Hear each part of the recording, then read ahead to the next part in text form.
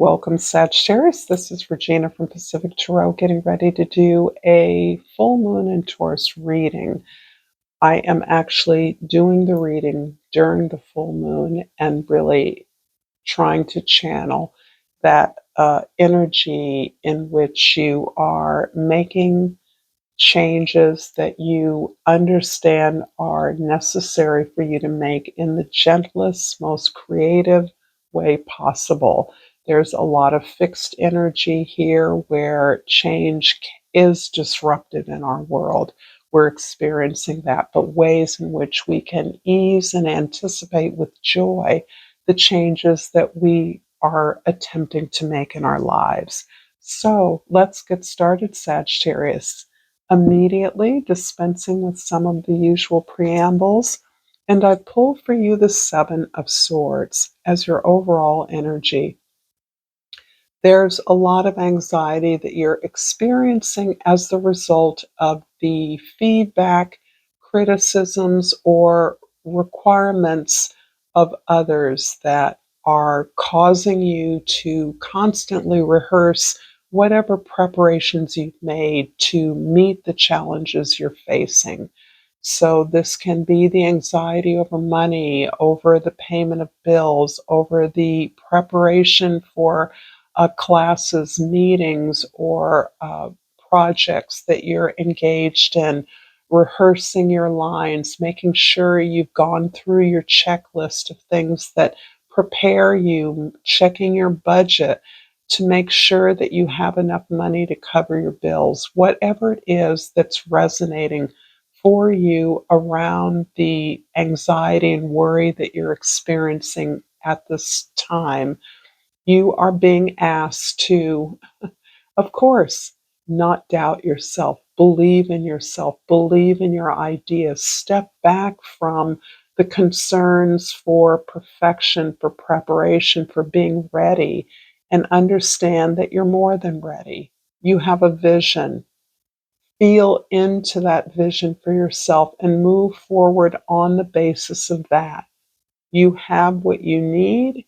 You can you are prepared to face any eventualities that occur, but you are asked to reside in your sense of belief, faith in who you are, in the value of who you are and what you bring, what you offer to any setting. In the present, we have the Hanged One. And this is describing for many Sagittarians the idea that so much has happened, so many changes have occurred in the outer world, in your external environment, that you are allowing yourself an opportunity to absorb this. You understand that you must think differently, you must see differently. And to that end, you understand that the way that you can open up your perspective, gain a higher vision, look at the bigger picture, is helping you to put things in their appropriate place. And this is absolutely relevant to the sense of anxiety, nervousness, perhaps it's concern about your health. Uh, as we approach the winter season, viruses, sickness, anxieties about the proper way that you're caring for yourself can overtake you with an inability to relax, to rest appropriately, to meditate, to find that silent space of quiet that is so necessary for you right now. And in the past, we have the Nine of Cups. What's interesting about this time for many of you is this sense of almost disruptive joy and pleasure that is reminding you of a persona, of an experience that you used to have regularly. This sense of freedom, optimism, openness, supporting others, cheering others up, even your sense of humor is disrupting the sense of anxiety about the amount of change that you have sustained and are sustaining. You're finding yourself in a cycle, in a rhythm that is new to you. And it's where the changes that you've anticipated, that you knew had to be made, are being made. And despite how rugged these changes are, you're feeling good. They're releasing, moving away unnecessary debris from your life in the form of old relationships, dysfunctional relationships, or resources that you felt uh, were demanded of you, participation you felt you had to give, despite your real desire to do the things that give you passionate joy, that give you an opportunity to serve, to teach, to share what you know. This is something that you're processing amidst this anxiety, these sudden bursts of feeling wonderful, feeling happy, and not really understanding where they're coming from. Thinking logically, I should be miserable. Logically, I should not be feeling happy, blessed, abundant.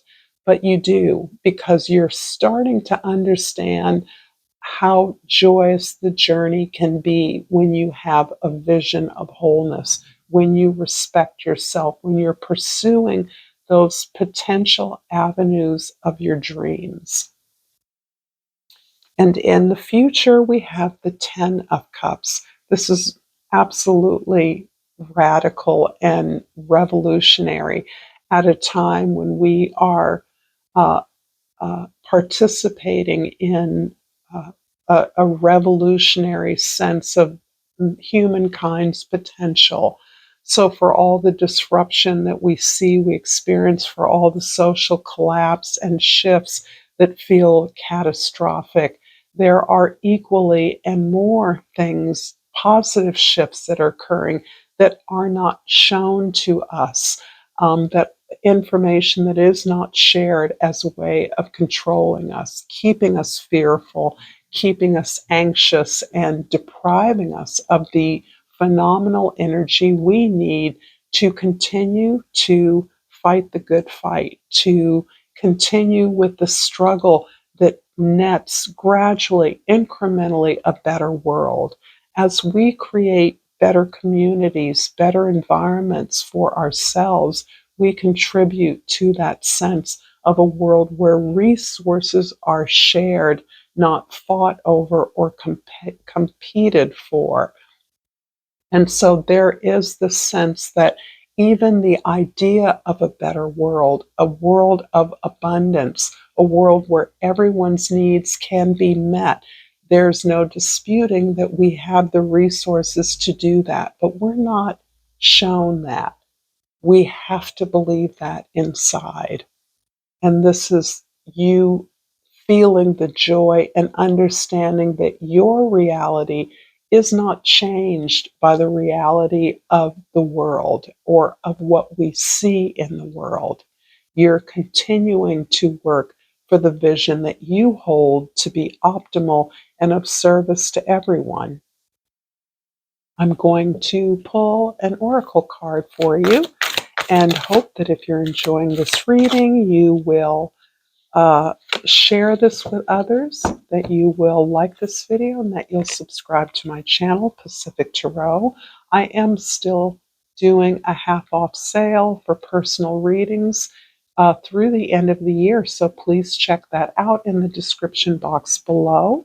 And I pull the card Balance. I bring a state of perfect harmony into my world, and I do so without judgment. I love this. The beautiful thing about knowing that we're on a path that can bring joy, that can bring abundance into the world, is that we do so without judging those that don't share our vision. We do that truly in order to bring harmony in our lives, understanding that the more we improve our environment, the more we contribute to a better world. And I keep saying that because this is something I truly believe, and something I believe is at the core of the destiny for Sagittarians. The reason why they are eternally optimistic, that they are looking towards the stars because we can do better. And this is your belief that you can certainly do better, and that can be a model for others. In the present, the Hanged One is clarified by the Hanged Man and the Knight of Pentacles. I love this. So there are two things happening at the same time. One is, again, we are withdrawing to a place of stillness so that we can process. And when I say process, it's not just intellectual understanding, it's about integrating our emotional and spiritual senses, understanding that we're in a position now to feel things differently because of our understanding. So, this is about allowing your body to feel the exuberance, the happiness, the joy. This is where the happiness kind of disrupts the sense of, I think things are bad. Why aren't I feeling bad? That's where you're learning, your body is learning new muscle memory, that you can experience a sense of joy, satisfaction, and contentment when things aren't perfect, when things are not necessarily aligned in a way that we think means our vision is fulfilled. The journey is a lifetime journey, and understanding that that's the joy that we bring is being also clearing a way of space for us to actually uh, actually determine our next steps.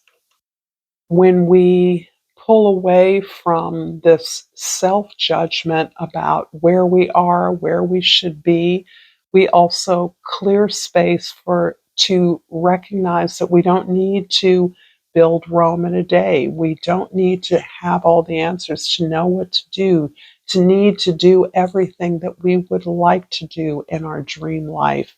This is really about just determining the next step, that this journey is unfolding. Our destinies unfold as we learn and grow.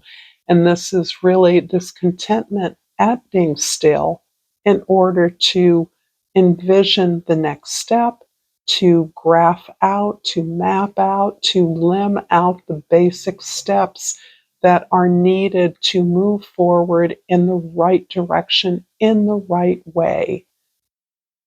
And this is what makes you more productive, not less. So there's a shift here going on for you around what is efficient in terms of productivity. How do I work smarter instead of just harder? And this is very relevant now because you're finding, as you pull back and allow yourself to be in your present moment, in your present experience, that you are more efficient about when to start and when to stop. In the past, the Nine of Cups is clarified by the Seven of Swords again and the Lover's card. I like this very much, because the sense of anxiety around how we appear to others, responding to the feedback, the criticism, the dismissal, even the unkind words or actions from others, the ways in which others don't take us seriously, or don't think what we want or what we do matters. Uh, there's a place in which you are healing that knee jerk reaction to the unkindness of others. And this is important because you're sensitive, and you're also understanding that that is an imbalance in your own personal state of connection. When you rely so much on what others think or feel about you, then you are out of touch with who you are and your value. And you have been working very hard on understanding your value apart from what you have, where you live, what you do. You're understanding your innate natural talent and value to the world. This is less about belonging somewhere, wanting so much to belong, and more about understanding that wherever you are, you lend value, you contribute, you have something to share with others, and you willingly do that for the right reasons. And this is you standing up for yourself, being yourself, knowing that what is best for you is what is going to serve you in the long haul. This clears away what others think so that you can build and take your next steps appropriately. And the Ten of Cups in the future is clarified by the Page of Pentacles and the Fool card. Here. The Fool card is a card that I relate to a lot of signs at different times. Right now, the energy of liberation feels so appropriate to the potential and the destiny of Sagittarians. Wherever this is for you, you have come to understand that the joy and freedom that you seek eternally, the adventure, requires a lot of responsibility. Because, as is said, to those whom much is given, much is desired, much is expected.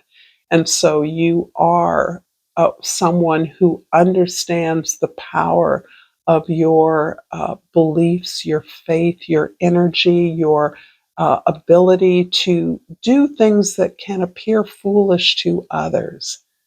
But what you know is far greater and deeper than that. And here I'm getting a lot of Capricorn vibes right now. Your adventurous nature has gained you a lot of wisdom.